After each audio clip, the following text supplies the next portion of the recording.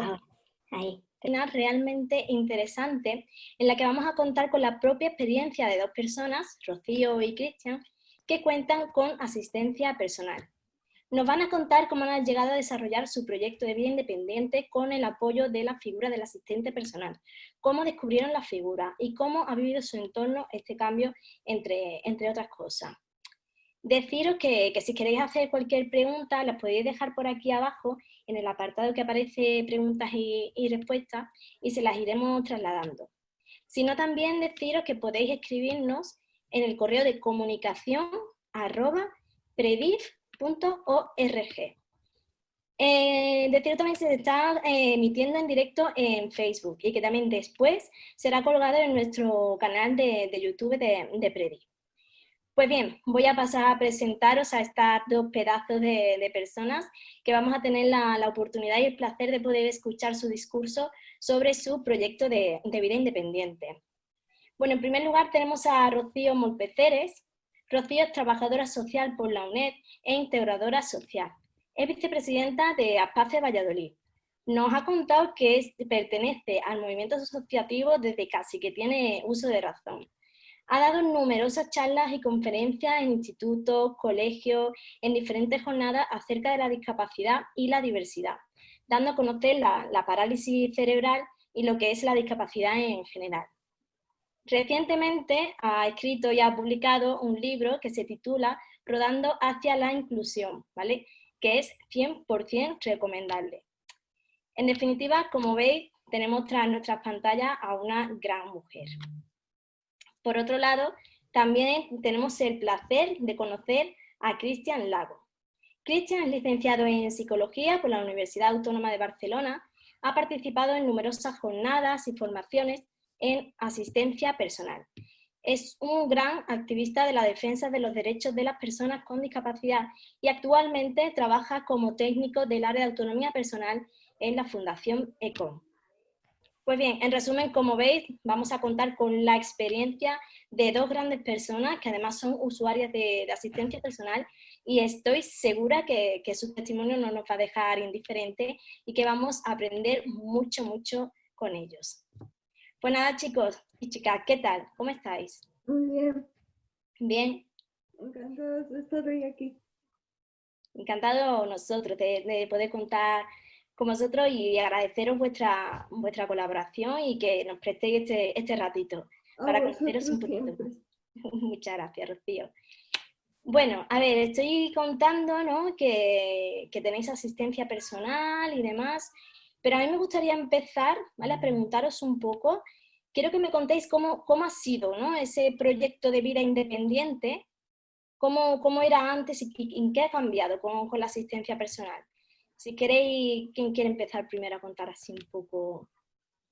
Empiezas tú, Rocío, si A quieres. ver, yo conocí asistencia personal gracias a Predif que hicieron en diferentes jornadas y demás. Y en 2016 me ofrecen entrar en un proyecto piloto. Yo la verdad es que tenía muy claro que quería algo como eso. No sabía exactamente cómo se llamaba la figura, pero llevaba tiempo esperando una figura como esta, ¿no? En la que yo siempre he sido muy rebelde, ¿no? Y nunca me he dejado llevar ni siquiera por mi familia. Pero sí que es verdad que con la asistencia personal directamente tomas tus propias decisiones. Y a pesar de que, bueno, yo sigo viviendo en mi casa, pues para viajes, para el aseo personal de la mañana y demás, y sobre todo para moverme en el mundo asociativo, pues utilizo la asistencia personal. Genial, Rocío. Muchas gracias. Cristian, ¿quieres contarnos un poquito cómo? Perfecto. En primer lugar, daros las gracias por este espacio que creo que puede ser muy interesante de difusión de servicio de asistencia personal, en donde una de las claves es el empoderamiento de la vida de las personas, cómo ha impactado en nuestras vidas e impacta tanto en el presente como en el futuro. Y ahora os voy a responder a la pregunta antes.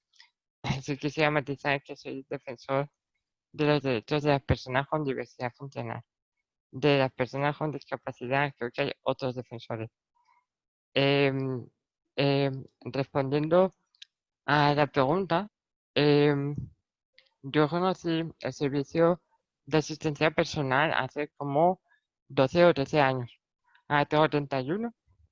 Lo conocí con 18 no, 19 recién cumplidos, porque empezaba la formación universitaria de psicología en la Universidad Autónoma de Barcelona y resultó algo muy propio de mí, que es que tenía pensado llegar hasta la universidad haciendo uso de un servicio que era un taxi adaptado financiado por la administración aquí en Barcelona, pero claro, esta universidad no está en Barcelona, está en un municipio y el taxi no llegaba. Y esto era, este error de comprensión lo hice un mes antes de empezar el curso, habiendo hecho la matrícula. Por tanto, si no encontraba una solución, me quedaba literalmente fuera de mi circuito formativo un año. Tuve la enorme suerte de que la persona, Montse Fernández, que siempre estaré agradecido, eh, esta persona que trabajaba en la oficina de atención a la diversidad de la Universidad Autónoma de Barcelona, me puso en conocimiento que había un proyecto piloto de servicio de asistencia personal. Allí tuve la posibilidad de incorporarme en este proyecto piloto. Entonces entré, pero con asistente personal, que era algo que no podía hacer solo. Y gracias a eso, pues poder empezar a cambiar mi vida, porque de lo contrario me hubiese literalmente tirado un año innovando, vamos a decirlo. Claro. Interesante, Cristian. Y vale, me estáis contando de cómo conocisteis la asistencia personal y cómo os ha ayudado, ¿no? Cómo os ha apoyado en ciertas áreas de vuestra vida. ¿Y me podéis contar, o sea, antes de esta época, antes de conocer la asistencia personal, con qué apoyos contabais antes?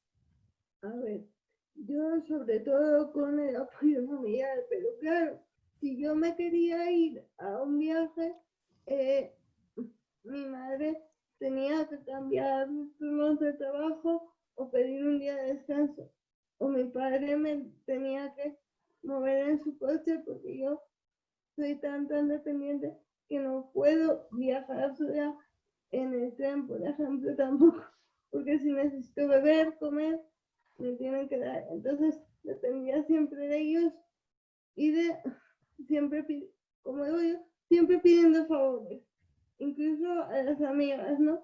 Y ahora hay esas cosas solo dependen de si yo quiero hacerlo o no quiero hacerlo. No tengo por qué depender de nadie para absolutamente nada. Es como que ahora tú, ¿no? Tomas tus decisiones y tu ruta y las cosas que tú quieras hacer sin tener que pedírselo, ¿no? A tu A familia o nadie. depender de... Genial. ¿Y tú, Cristian, con qué apoyos contabas antes de esto, de que me has contado de la universidad y demás? ¿Qué apoyos tenías antes? Imagino que como toda persona de 18 años, o bueno, casi todas, porque hay gente que se emancipa antes, el grupo primario, que es la familia y las relaciones de mi entorno, amistades, etcétera. Fundamentalmente, claro, mi familia, porque es que, em, bueno, aún no me había empoderado gracias al servicio de asistencia personal. Es decir, que en este sentido yo imagino que un poco como todas nosotras, cuando tenemos 17, 18 años, que dependemos de una forma o de otra de nuestra familia. O sea, ambos habéis notado, ¿no? Que después de la asistencia personal, como ese empoderamiento, ¿no? Esa capacidad de tomar tus decisiones y de poder hacer tu proyecto de vida independiente. Sí, sí. Sí, Y dime, Cristian. en ese sentido fue clave, porque la figura laboral, este servicio, en donde yo puedo determinar el qué, cómo y el cuándo de mis necesidades y deseos, es clave para abrir un mundo entero de posibilidades y realmente ser la persona que soy, no ser la persona que esperan que sea. Genial, Cristian. Totalmente. Vale, y o sea, ambos habéis coincidido un poco en el discurso en que dependíais un poco de la familia, ¿no? Y de vuestro entorno más cercano, ¿no? Y me imagino que llega un día que a vuestra familia y a vuestros amigos y amigas tenéis que plantearles de, oye, yo quiero tener este servicio, lo necesito, quiero tomar mis decisiones si se lo planteáis. ¿Os habéis, o sea, encontrasteis apoyo con esto? ¿Encontrasteis alguna dificultad en este cambio de recursos y de apoyos? A ver, yo en principio sí que encontré un poco de reticencia por parte de la familia, sobre todo de mi madre. Mi madre ha sido cuidadora principal, por decirlo así todavía. Entonces, ¿cómo te voy a dejar yo de hacer? Que no sé cuántos, ya sabemos todos cómo son. Pero luego a la larga, ellos se dan cuenta de que tú estás bien y ellos también, ¿no? O sea, ellos tienen tiempo para ellos y tú dispones de tu propio tiempo. Y yo estoy viendo otra cosa, ellos se van haciendo mayores y ya hay cosas en que no te pueden ayudar. Entonces, esto también a ellos les viene bien. O sea, dos cosas. Primero, soy más yo misma y luego como efecto colateral, la descarga familiar. Claro. Em, sí, pero desde un punto de vista muy comprensivo. Y es que en el fondo, así como está muy clara la figura de persona cuidadora, porque al final no había un reconocimiento formal de que una persona con diversidad funcional, no por ser diversa, tiene que dejar de ser persona. No se esperaba que esta persona pudiera tener su propio proyecto de vida, tener sus deseos, sus inquietudes, sus hobbies. Entonces la estructura familiar pues ha ido pivotando alrededor de un cuidado de yo te cuido a ti para que puedas tener una vida, pero la vida en que no es la que tú desees o esperes, sino un poco la que se espera desde un punto de vista social. Eh, claro, eso hace que cuando incorporas una figura extraña, que es el servicio el asistente personal, la persona asistenta, em, hay que hacer un proceso natural de adaptación, de transformación. En este sentido, voy a parafrasear las palabras de mi compañera y amiga Beatriz González, que es que ha de ser comprendida a persona asistenta como una grúa, no porque sea un objeto, sino porque es un apoyo que es algo muy instrumental. Para que esto se pueda llevar a cabo, han de darse dos situaciones. La primera, que la persona asistenta no juzgue y que la persona usuaria sea la jefa, sin intermediación de terceras personas. ¿Por qué? Porque si yo soy padre o madre de una persona que es mi hija, que tiene un servicio de asistencia personal y contrata a un asistente personal, necesito como padre confiar en que es mi hija quien está tomando las decisiones en base a sus deseos y necesidades, que no hay una mediación de terceras personas, porque eso me va a confundir como padre. No voy a estar protegiendo los intereses de mi hija, sino que estaré velando por los intereses de terceras personas. Es ahí donde yo como figura paterna voy a intervenir para proteger mi espacio. Pero en cambio, si yo tengo la claridad de que es mi hija quien está tomando las decisiones, es únicamente tener conversaciones paterno-filiales con mi hija como cuando cojo un coche. Cuando cojo un coche por primera vez, oye, tengo cuidado con esto, con lo otro. Yo tengo ahí la claridad de que es mi hija quien va a conducir. No que va a ir con el coche, pero va a dejar el coche a terceros y van a ir a un sitio que no conozco, que quizás no quiere mi hija, etcétera.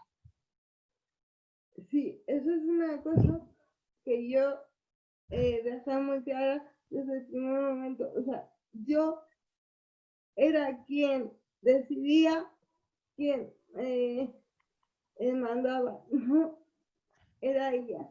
Eso lo dejé yo claro desde el primer momento. Y te voy a contar por qué. O sea, si yo me despego un poco de mi madre para que no tome las decisiones por mí, es ridículo que busques otra persona que te pueda sobreproteger. Igual, yo no quiero sobreprotección, yo simplemente quiero que esa persona sea mis pies y mis manos. Eso es. Las decisiones son mías. Eso Y es. de hecho, yo tuve una asistente que eso no lo entendió. Me decía, es que yo te quiero mucho, es que, digo, bueno, pero para quererme y para tener una relación de cariño y tal, están mis padres. Si yo me quiero despegar un poco de mis padres, no vas a venir tú a ser peor que ellos. Así. Es súper interesante lo que me estáis contando, porque yo creo que ahí está también la clave, ¿no?, de la asistencia personal, en enfatizar que las decisiones, ¿no?, las toma el propio usuario o usuaria, y no confundir, ¿no? O sea, no deja de ser una figura laboral y un apoyo, una herramienta humana para, como tal lo ha explicado Rocío, son sus manos, sus pies, ¿sabes? Y cruzar esa frontera de yo te quiero mucho y tal, ella lo explica perfectamente, para eso están mis padres. O sea, que genial, es súper importante saber diferenciar esto. Al final es una persona misma la que se cuida. Claro, claro. Genial, chicos. Vale, yo quiero preguntar, o sea, ahora mismo tenéis vosotros asistencia personal en la actualidad. ¿Podríais contarnos un poquito cómo, porque supongo que esta duda la tendremos muchísimas personas, ¿vale? ¿Cómo habéis accedido al servicio? O sea, ¿lo tenéis por privado? ¿Estáis a través del sistema de dependencia? Contarnos un poquito cómo habéis accedido al servicio. Yo accedí a través del sistema de dependencia, de hecho haciendo el cambio de prestación. Yo tenía la ayuda de cuidados en el entorno y hice el cambio de cuidados en el entorno a asistencia personal. Aquí realmente yo no creo que pueda aportar demasiado. En el sentido de que empecé por el proyecto piloto hace mucho tiempo, hace 12 años. Apenas recuerdo qué papeles hice. Y además, bueno, sí que creo que es a través de la ley de dependencia. Sí, ¿no? No obstante, creo que desde un punto de vista de la experiencia, aquí yo creo que realmente no sabría aportar más ahora. Vale, genial. O sea, pero los dos más o menos por el sistema de dependencia lo tenéis. Así es, yo por el sistema de dependencia, lo que sí es verdad, y esto también hay que dejarlo aquí quizás, que es que en el fondo no cubre tantas horas como horas son necesarias. Entonces, aquí hay que seguir el despliegue y la implementación del servicio de asistencia personal como algo normalizado, porque esto es la figura laboral que más transforma la vida de las personas, que más retorno socioeconómico ofrece a la administración y que en el fondo es lo que está en el artículo 19 de la Convención de los Derechos Humanos. Entonces, que está todo bastante alineado como para poder seguir avanzando en ello. ¿Tú crees entonces, Cristian, que no tienes las intensidades suficientes para llevar tu verdadero proyecto de vida independiente? ¿No se ofrecen? No, o sea, por un lado, sé que tengo horas y hay muchísimas personas que no tienen horas. Y aquí hay un trabajo social muy importante para que llegue a cuantas más personas mejor, para que no caigan en manos de las instituciones, de residencias, que no puedan vivir su vida, para que nadie les diga lo que tienen que hacer a personas adultas y que va en contra de sus deseos y necesidades y que no se les infantilice, ¿vale? Yo soy consciente de esto, también soy consciente de que no tengo tanta cobertura como horas necesito de asistencia personal. Yo personalmente creo que necesito más horas. Si me haces elegir, creo que es más importante que hayan más personas que reciban servicio antes que yo subir horas. Rocío, ¿tú crees que tienes las horas suficientes? Eh,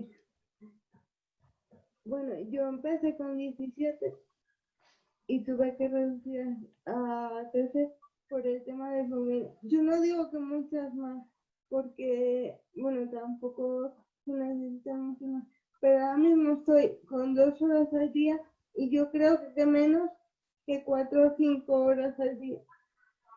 Pero es que lo que yo digo siempre es que la asistencia personal tenía que ser un derecho realmente. O sea, igual que una persona sin discapacidad hace su vida independiente, nosotros, por el hecho de ser una persona con discapacidad, deberían de tener en cuenta que la asistencia personal tiene que ser más segura y darte, bueno, igual no todas las horas, porque yo serían 24/24, porque soy totalmente dependiente y eso es imposible, pero sí unas horas, unas cuantas horas más para, para por lo menos no tener como hoy muchas veces cuando tengo que viajar, tengo que dar días a la persona al asistente para poder compensar esas horas que yo me he ido de viaje. Por ejemplo, yo noto mucho en el tema de viaje. Es que yo creo que por eso también es tan importante, ¿no?, la promoción de esta figura, porque también lo que ha dicho Cristian es que hay que llegar a mucha gente, pero las intensidades no son suficientes porque, uy, perdón, que tengo aquí un tapicero de fondo, que yo creo que es eso, porque se sigue reivindicando, ¿no?, las intensidades y que esta figura se conozca más y que sea más accesible, porque realmente es un apoyo básico para el proyecto de vida independiente de personas con discapacidad, que además es un apoyo a nivel físico y realmente cambia a ver cómo lo digo, cambia, o sea, la persona tiene un mejor autoconcepto de sí misma y sube autoestima. Sí. Porque tú te ves capaz de hacer tu propia vida. En este sentido, estoy totalmente de acuerdo con Rocío. Y es que en el fondo, imaginémonos en cualquiera de nosotras que está en su casa con 19 años y no puede hacer lo que necesita. O no puede ir de fiesta a fin de semana, o no puede ir a una cita, o no puede ir a clase, o no puede ir con los amigos. Hombre, pues la autoestima se va un poco por ahí. ¿Te has notado también este cambio de autoconcepto, Cristian, desde que cuentas con asistente personal? Esta Sí. autoestima, este empoderamiento, sí. Bueno, yo siempre me he querido mucho, pero sí que es verdad que, que gracias a esta figura yo puedo, no sé si es que no es que me tenga más autoestima por la figura, tengo más autoestima porque yo puedo hacer lo que quiero, claro, Claro, claro. entonces es algo más natural. Claro, como que vas integrando más parte, ¿no? A tu autoconcepto, cosas que creías que no era posible poder realizar, las vas integrando en tu autoconcepto y al final es que eso no es por la figura, como tú dices, sino porque vas como engrandeciéndote. Genial, chicos. Entiendo. Muchas gracias. Os voy a hacer otra pregunta, ¿vale? Que en relación a esto de la contratación. ¿Tuvisteis algún problema, o sea, para la contratación y demás del asistente personal? En mi caso fue, o sea, lo que es la contratación y todo eso, o sea, yo elijo a mi asistente personal, pero Predis Castilla como empresa cogestora se encargó de todos los trámites. Genial. Em, Respecto al tema de la contratación, es bastante interesante la pregunta. En primer lugar, la selección de empleo depende de mí. La entrevista depende de mí. Em, el horario depende de mí. Eh, siempre teniendo en cuenta el límite de horas que tengo financiadas, pero no dependiendo de una tercera persona o una entidad, ¿vale? Esto es muy claro, muy clave de dejar claro que es la persona fuera realmente que es la jefa.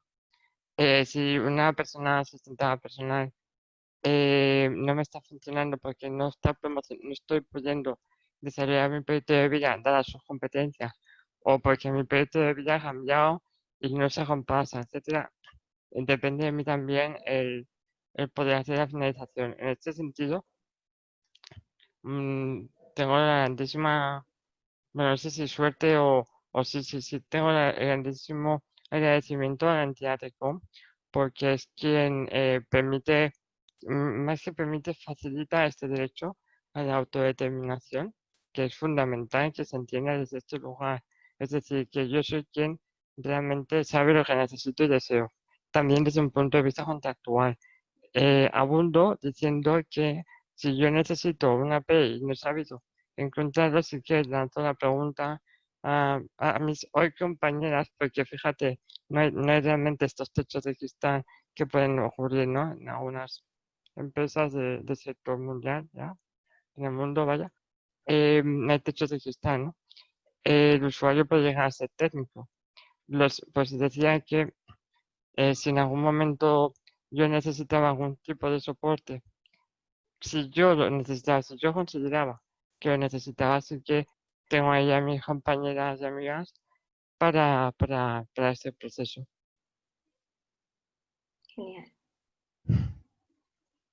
Vale, y chicos y chicas, ¿qué creéis que debería mejorar entonces el sistema de autonomía y atención a la dependencia? Que hemos estado hablando de que es muy importante, ¿no? La promoción de la figura y demás. ¿En qué creéis entonces que debería mejorar este sistema?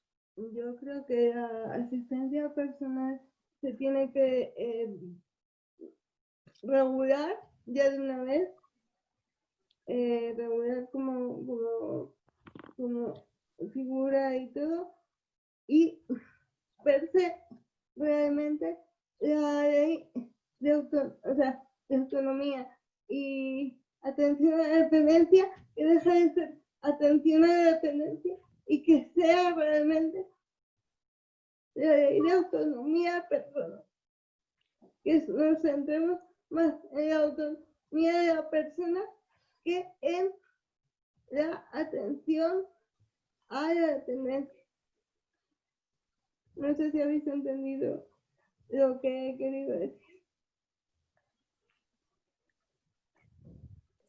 Sí, sí, se ha entendido. Em, Eh, no, iba, Sí, sí, di, Cristian, perdona. em, em, a ver, es una figura relativamente joven desde un punto de vista laboral. Entonces, esto quiere decir que hay que regularla, como bien dice Rocío. También hay que trabajar por un convenio que respete exactamente las libertades que ofrece este servicio de asistencia personal, que dignifique y ponga en valor todas aquellas tareas. Hay que trabajar en que haya más personas usuarias, jefas, empoderarlas al máximo, tal vez que la contratación sea directa, sería un punto muy importante. Que tengan tantas horas como necesitan, y en este sentido apelo a que la figura laboral que el mayor de todos los socioeconómicos ofrece a la administración no es un tema de sostenibilidad económica, es un tema de tener claro que esta figura es el futuro. Em, Creo que la formación deben darle a las personas usuarias, más bien creo que hay que reconocer que son las personas usuarias quienes están haciendo la formación, poner en manos de las personas usuarias esta capacitación laboral y en todo caso, si hay que trabajar en una formación a nivel de entidades, sería formación de formadores. Y es aquí donde también apelo también, o sea, doy agradecimiento también al Proyecto Rincón por el Bosque de los Sueños, que fue un espacio que tuvimos hace, no sé si 4 o 5 años, y fue un lugar de encuentro de grandes activistas, de empoderarnos a nosotros como personas y ser potenciales formadores. Tú también estuviste, ¿no, Rocío? Que te Sí, veo bueno, aquí. es que fue un encuentro súper maravilloso porque además ves gente que piensa como tú, ¿no? Claro. Aparte de darnos la formación que se nos dio, que de hecho, gracias a eso yo estoy con predicación, dando muchos de los cursos de formación como persona usuaria y demás, pero también fue importante, yo creo, de ayudar igual el conocer Jobar. No estoy yo sola, ¿no? Hay mucha más gente que piensa como yo, porque parece que esto del empoderamiento de las personas con discapacidad todavía no estaba como bien visto.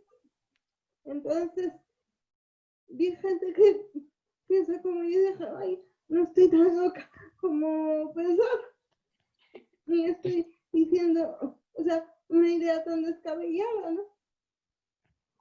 En este sentido, estaría genial una segunda edición donde estas personas que fuimos formadas formemos ahora a nuevas generaciones. Sí, sí, se hablará, se hablará. Sí, pero yo creo que eso que es súper importante, ¿no? El también conocer a personas de que luchan, ¿no? Un poco lo mismo que tú y que buscan, ¿no? Ese empoderamiento y el apoyo entre iguales. Yo creo que es fundamental para, para ese empoderamiento. Bueno, imaginaros, ¿no? Que está aquí gente, que, bueno, imaginaros, no, es real, os están escuchando y que se han podido encontrar en una situación similar a la que vosotros habéis planteado inicialmente, ¿no? Ese punto en el que, bueno, pido el apoyo de mi familia, de mis amigos, quiero dar un salto porque quiero realizar mis propias cosas, tomar mis decisiones. ¿Qué le diríais entonces a vosotros, qué le aconsejaríais desde vuestra experiencia para que den ese salto a la asistencia personal? Yo entiendo que al principio de miedo, de hecho a mí, a pesar de ser una persona convencida de que eso se necesitaba, ¿no?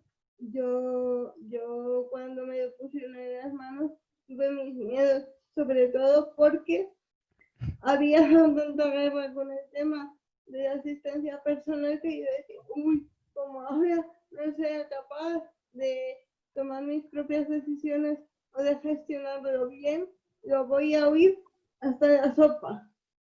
Pero no, fue un sueño cumplido, que lo que merece la pena. No siempre es fácil y que aunque tengan un poco de miedo, den el salto.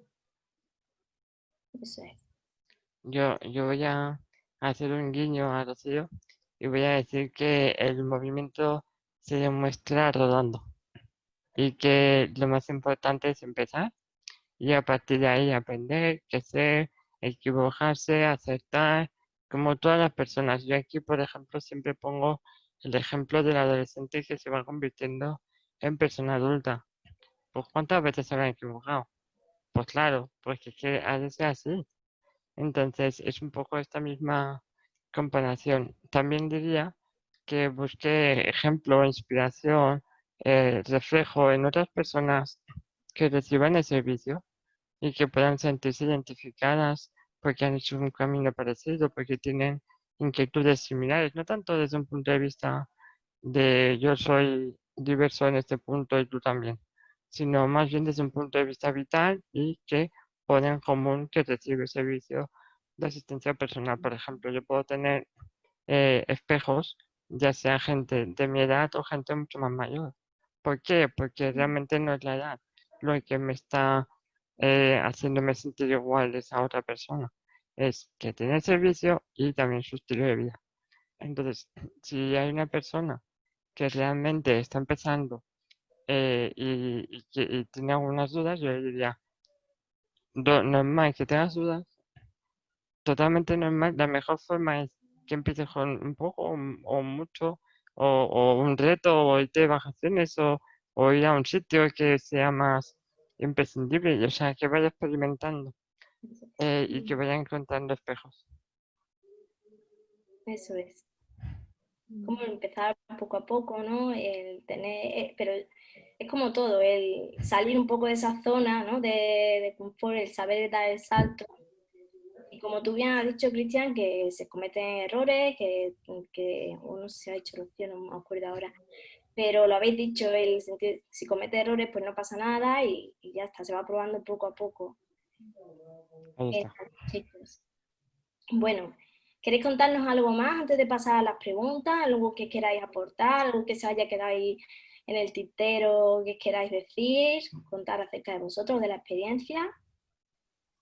Y bueno, como yo digo, sí, para mí fue un sueño cumplido y que yo digo que se empieza a rodar fuerte cuando aceptas que así ya son tus pies, que alguien tiene que hacer tus manos, pero que la voz y las decisiones las tomas tú.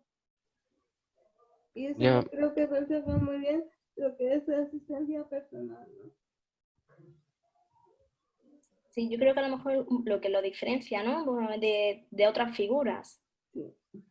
¿no? Que las decisiones están centradas en el propio usuario o usuaria.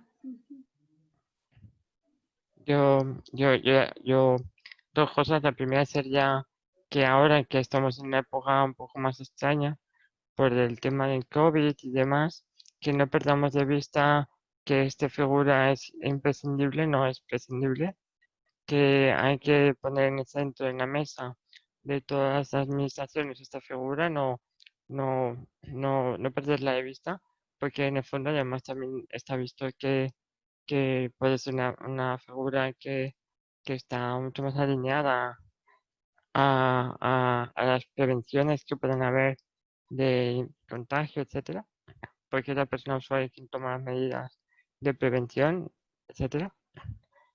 Em, que se ponga en la mesa que haya el despliegue efectivo territorial de esta figura laboral, que no se ponga en el cajón.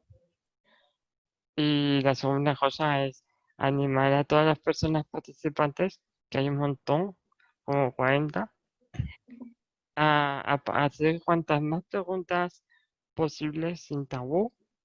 Eh, no hay pregunta mala, por favor, y que aprovechen este espacio. Al menos por mi parte, respondería a todo. Por supuesto. Así estamos. Vale, pues si queréis pasamos a las preguntas, porque sí, la verdad es que hay unas pocas, o sea que si queréis la empiezo a lanzar y me vais contestando. Mira, aquí tenemos Álvaro Escribano que dice, el servicio de asistencia personal del que habla Cristian para acompañamiento a la universidad lo prestaba el alumnado voluntario, personal remunerado de la universidad. No. El proyecto piloto era un proyecto que nacía de la Generalitat, que por tanto lo financiaba la Generalitat. De hecho, esto gracias a mucha pelea, tanto nuestra como de las entidades, se normalizó. Eh, por tanto, no era un tema universitario, no es un tema de acompañamiento universitario, es que yo decidí que fuera para ir a la universidad. Es decir, que podía haber sido a la universidad como podía haber sido ir a la plaza del barrio a tomar cañas. Em, y aparte de esto, no sé si he respondido todo. A ver, que yo creo que sí, que lo has contestado perfectamente. Si dice, de todas formas, si escribe, sí, dice, mira, sí. O sea que, Gracias. genial. Eh, vale, por aquí me preguntan, Cristian también, ¿por qué insisten que eres defensor de los derechos de la diversidad funcional y por qué no de la discapacidad? Todos sabemos la diferencia, pero la diversidad funcional no se encuentra regulada, ¿verdad? Gracias. Bueno, de hecho sí que está en alguna ley ya. Ya se menciona en alguna ley la diversidad funcional. Apelo a la diversidad funcional porque es un término no capacitista. Es decir, yo aún no he encontrado en que soy menos capaz que otra persona por ser diversa. Solamente es un tema de apoyos. De hecho, en la propia definición, si nos ponemos puristas, en la propia definición de personas con discapacidad de la OMS, habla de un concepto interactivo entre la persona y la sociedad, en donde sí, la sociedad está plenamente pensada para la inclusión, ya se rompe esta interacción de déficit y ya no es una persona con discapacidad. Por ello apelo a personas con diversidad funcional para poner en valor aquellos soportes que son necesarios para ser persona. Vale, genial. Otra preguntita que hacen por aquí, que dicen, ¿qué piensan de la asistencia personal realizada por voluntariado? ¿Y qué cualidades personales creéis que son esenciales en la persona asistente? ¿Quién quiere contestar primero? A ver, Rocío. asistencia personal de personas voluntarias, yo creo que hay, y no quito para nada el valor del voluntariado, pero yo creo que asistencia personal tiene que estar profesionalizada, empezando por ahí, que tiene que ser un profesional que realice el servicio y no un voluntario, repito, sin quitar el valor del voluntariado. Y luego, ¿qué cualidades? Pues empatía y, bueno, habilidades sociales, sobre todo no juzgar y respetar siempre las decisiones de la persona con, con discapacidad. Opino exactamente lo mismo que Rocío con respecto a la profesionalización, y es que no podemos dejar en manos de la voluntad, a pesar de que pueda ser buena voluntad, algo que es fundamental en el desarrollo de nuestra vida. No podemos pedirle la responsabilidad a una persona voluntaria porque un día a lo mejor falla para levantarnos o hay una persona con un respirador que el respirador necesita un apoyo y la persona voluntaria, pues porque es voluntaria, no puede asistir a esta persona. Yo creo que es un trabajo muy importante el dignificar esta figura laboral. Genial. Tenemos por aquí otra preguntita que dice, ¿se les hace se le hace contrato? ¿El importe de dependencia se le concede a Cristian Rocío o al asistente? A ver, a mí me conceden una cantidad todos los meses y luego yo con eso, en mi caso, pago a la entidad cogestora y la entidad cogestora paga al asistente. Genial. Y en tu caso es... Creo haber entendido lo mismo, que es lo mismo. Aquí apelo al pago directo como una medida que habría que tomar a medio plazo. ¿El qué? ¿Cómo? Perdón. Perdona, creo que es un tema. Perdona, ¿me repites la pregunta? Preguntan Que a lo si mejor me lío. el importe, ¿no? Si estáis recibiendo la asistencia personal por el sistema de autonomía de dependencia, si el importe se lo dan al asistente o es como una prestación y vosotros Es una prestación. Correcto. Sí, vale, prefiero no responder. Vale. Preguntan, ¿qué hacéis si llega vuestro asistente y no encontráis vínculo entre ambos? Es decir, si no hay feeling. A ver, si no hay feed, se puede se puede cambiar de asistente, ¿no? O sea, de hecho, tú eres la que eliges a tu asistente, por lo cual si no hay feed, no lo vas a contratar, o si ves que en un periodo de tiempo no existe feed, en mi caso llamaría a predicación y podría cambiar de asistente. Em, si no hay feeling, pues se busca otra persona. Pero antes de llegar a este punto, em, yo reflexionaría sobre qué es el feeling. Porque si lo que estamos buscando en nuestra asistenta personal, persona asistenta, es un soporte emocional, a lo mejor aquí la selección de empleo no está alineada con como dice Rocío, los pies y manos de la persona. Evidentemente debe haber un vínculo. Esto es algo que se tiene que dar. Aquí yo también, como dice Rocío, apelo a las competencias transversales de la persona asistenta. No tanto a una formación previa, sino a las competencias que pueda tener esta persona. Flexibilidad, empatía, disposición, como dice Rocío, que respete y atienda las decisiones de la persona usuaria jefa, em, que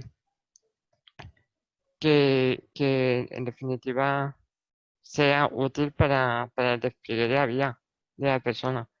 Que no hay feeling, hemos de reflexionar si es un tema de feeling, eh, mm, porque estamos equivocándonos nosotras como jefas sobre qué estamos buscando, o por el contrario, si es un tema de feeling, de que yo no me siento cómoda. Hemos de tener muy claro que es un espacio privado, personal, confidencial, íntimo de la persona usuaria, es decir, que aquí hay un tema muy emocional. O sea, realmente es diferente a otras figuras.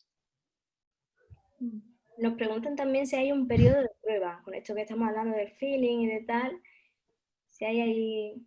Me, me parece que no estoy muy segura, que en predicación sí que hay un mes de prueba. ¿Ves? En mi caso. Vale, o sea que sí que hay un tiempo ahí de esa Pero, adaptación entre ambas personas. correcto, hay un mes de periodo de prueba, pero esto tiene más que ver con temas burocráticos, administrativos, económicos y laborales de tal, que no la realidad del servicio. Es decir, si pasan 3 meses y hay un tema que no he podido detectar durante el primer mes, sigo teniendo derecho a finalizar esta relación, la verdad. Vale, también nos preguntan por el chat que, ¿qué opináis de los voluntarios en el ocio? Si también deberían ser profesionales.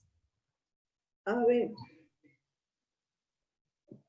yo he dependido muchísimo de voluntarios y de hecho ha habido voluntarias sobre todo que se han hecho amigas mías para nada. Les quito, como he dicho antes, ese valor, ¿no?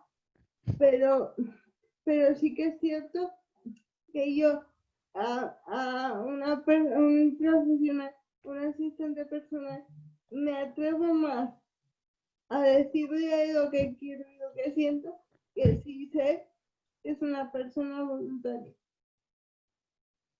Y bueno, también opino como Rocío. Creo que el ocio no es menos impactante para la persona como puede ser ya médico. De hecho, el ocio creo que es un espacio de crecimiento personal muy importante y que no podemos dejar en manos, de nuevo, de la voluntad de terceras personas, porque a lo mejor hoy es algo o no. Sí, entonces, creo que es un tema mucho más relevante de lo que pueda parecer. Desde un punto de vista del acompañamiento, yo el acompañamiento emocional lo espero de mis relaciones personales, no de personas Claro, voluntarias o personas asistentes. sí, sí. Ahí estoy totalmente de acuerdo contigo. Que el acompañamiento emocional le buscamos nosotros, no hace falta que... Bueno, yo en el caso del voluntariado sí que ha habido amistades y he hecho buenas amistades, pero normalmente yo decido quién son mis amigas. Eso. Digamos, no me hace falta que esa amistad me venga dada por una, por una voluntaria ni por un asistente personal. Y que, o sea, mm, también naturalizar los apoyos. Es decir, que si yo para salir a la calle con una persona que es afín a mí, con la que me llevo bien, no porque yo le pueda pedir algo en algún momento, se va a convertir en un asistente personal como si fuera un Claro, embrujo o un hechizo. sí, En realidad es naturalizar los apoyos humanos, del mismo modo que yo también le ofrezco apoyo en algunas cosas a mis seres queridos. de hecho, mm, yo con mis amigas que no tienen discapacidad, no utilizo la figura de asistencia personal precisamente por eso, porque ellas me dan los apoyos naturalmente, ¿no? Y no tenemos ni por qué sentirnos mal, ni nada. A lo mejor otro día ellas me cuentan, no físicamente, porque no las puedo apoyar, pero sí las puedo apoyar emocionalmente. Me cuentan un problema, me cuentan algo y yo las apoyo. Y por aquí nos pregunta, ¿vale? Si habéis recibido asistencia personal durante el COVID-19. Muy buena pregunta. Yo sí, Idem. De hecho, es que es un servicio imprescindible para nuestra vida. O sea, durante el COVID no ha dejado de ser diverso. sí. Claro, es que es... Ahí está la importancia, ¿no? de la figura. Vale, otra de las preguntas que nos hace es que si creéis que todos los centros que atienden a personas con diversidad funcional deberían tener un servicio de asistencia personal. Perdona, Sí, perdona, ¿puedes repetir, perdona? Sí, te la repito.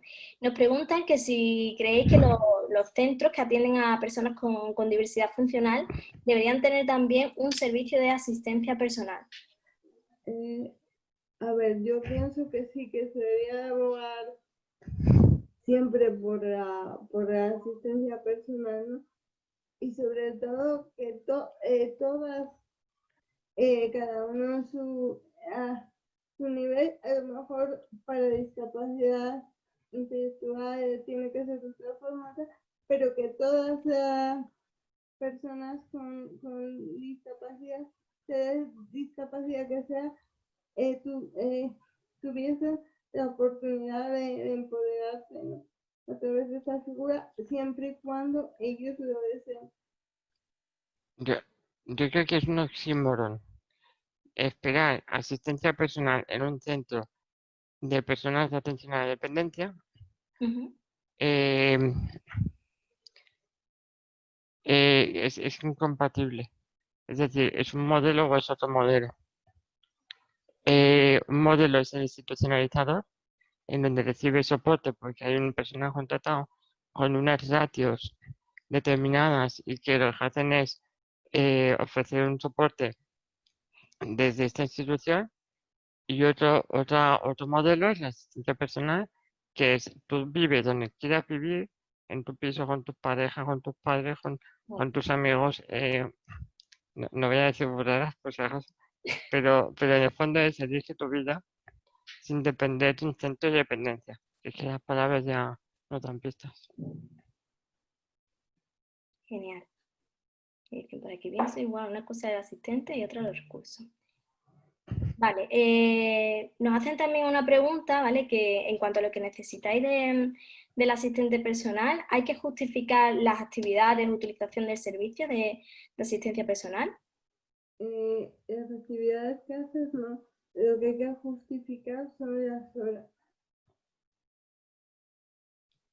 Em, a ver, no tengo que justificar las actividades.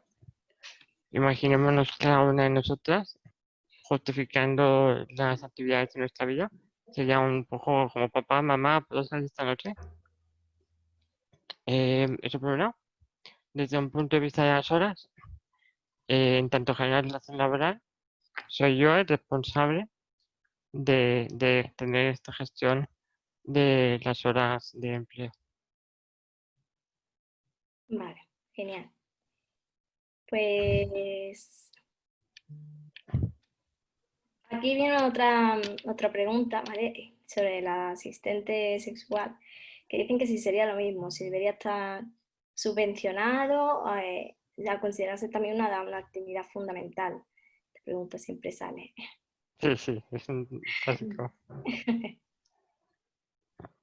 ¿Qué pensáis vosotros? Yo creo que lo quiero utilizar, que lo utilice, pero yo creo que eso no tiene por qué estar subvencionado. Pero igual que, eso sí, igual que cualquier otra persona, ¿no? Así como la asistencia personal, la veo, sí que la veo vital. Si tú quieres otro tipo de cosas, como puede ser la asistencia sexual, no digo que no exista, pero subvencionado no, yo pienso que no tiene que. En mi opinión, la figura de asistente, no sé, la pregunta no sé si es lo mismo que asistente sexual o si creo que ha de ser subvencionada asistente sexual.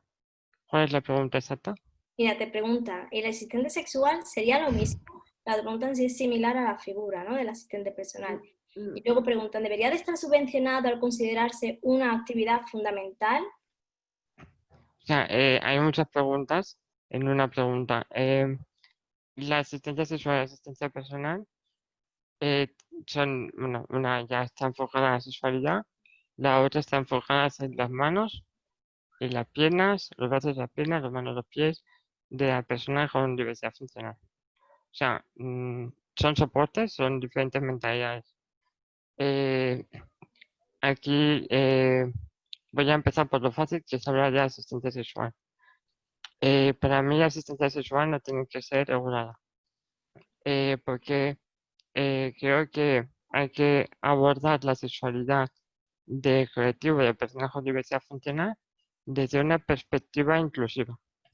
Es decir, que para tener sexo no haga falta depender de una figura laboral para poder alcanzarlo, sino educación sexual para todos, en donde cada una de nosotras reconoce su sexualidad y no tiene barreras para interactuar sexualmente con otra persona.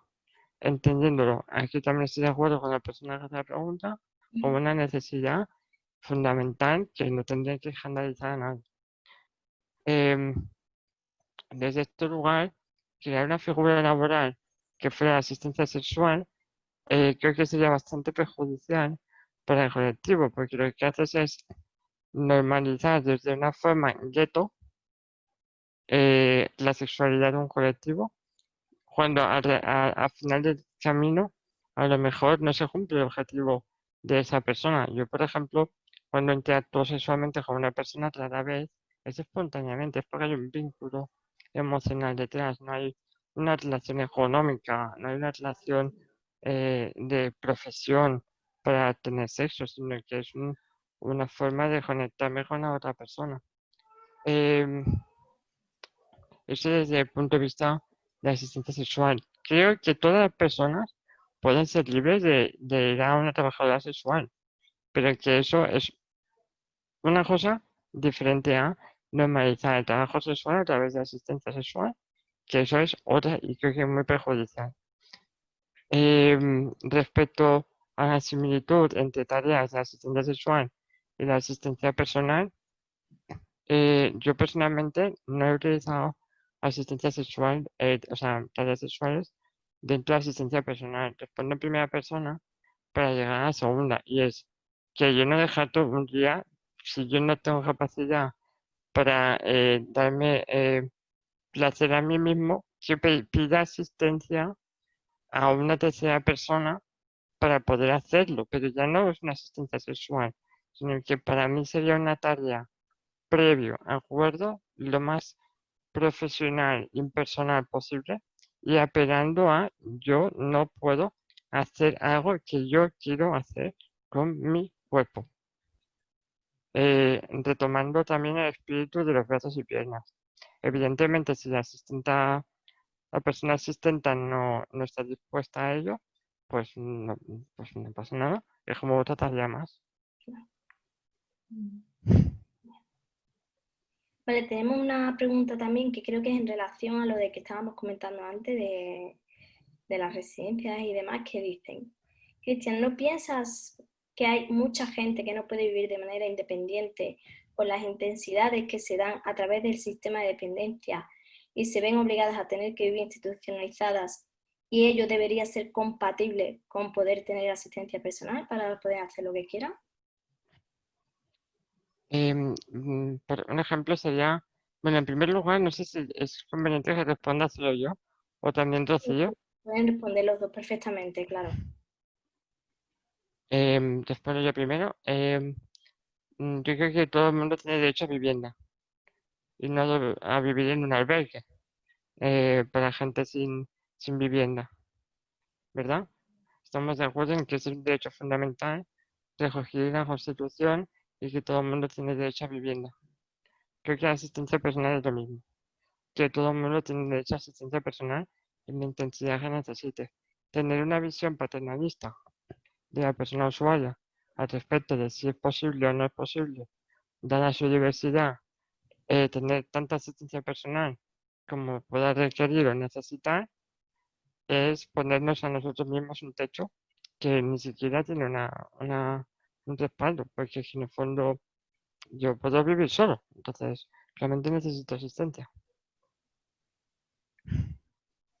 A ver, yo, difiriendo un poquito con Cristian, sí que abordaría por los dos modelos, ¿no? En el tema, por ejemplo, porque ojalá llegase a haber 24 horas de asistencia personal, pero cuando una persona es muy dependiente, y me refiero a dependiente a forma física, o sea, a nivel físico, quizás sí le venga bien eh, el, el centro residencial a nivel de tareas básicas de la vida diaria, como comidas, vestidos y demás, y luego para hacer las actividades que quiera fuera del centro, es decir, una participación, una vida en comunidad que tuviese asistencia personal. Yo creo que no tendría que darnos miedo a nosotras como entidades incluso, este modelo de asistencia personal y perder el miedo a dejar atrás los modelos residenciales institucionalizadores. Primero porque ya hemos vivido ahora mismo una crisis lo suficientemente grande como para hacernos preguntas. Y en segundo lugar porque en el norte de Europa, que queda Finlandia, no hay residencias. Entonces no es una utopía, es simplemente prepararnos para el cambio. Ojalá. Ojalá. Pero yo creo que ahora mismo la compatibilidad entre prestaciones debería... Bueno, chicos, chicas, pues yo creo que no hay ninguna preguntita más. Creo que ya, sí, ya hemos terminado. Y nada, que agradeceros de verdad, de corazón, vuestra participación. Desde luego creo que ha sido súper completa. Muchísimas gracias por contarnos vuestro proyecto de vida independiente, por contestar las preguntas y que nada, que sepáis que aquí tenéis vuestra casa siempre que queráis. Much- Muchísimas gracias. Gracias a ti. Gracias a vosotros. Muchísimas gracias por ese tiempo, también por las preguntas, por las intervenciones de Mercedes de otras personas y nada, daros un gran abrazo virtual. O un codo, ¿no? Que ahora que es lo que se tiene que dar, el codito. Sí, eso. Eso es. Pues nada, de verdad, también muchísimas gracias a los que habéis estado también aquí haciendo las preguntas y participando y nada, que seguimos al pie del cañón. Muchísimas gracias. Venga, Perfecto. muchas gracias. Gracias. Chao. Hasta luego.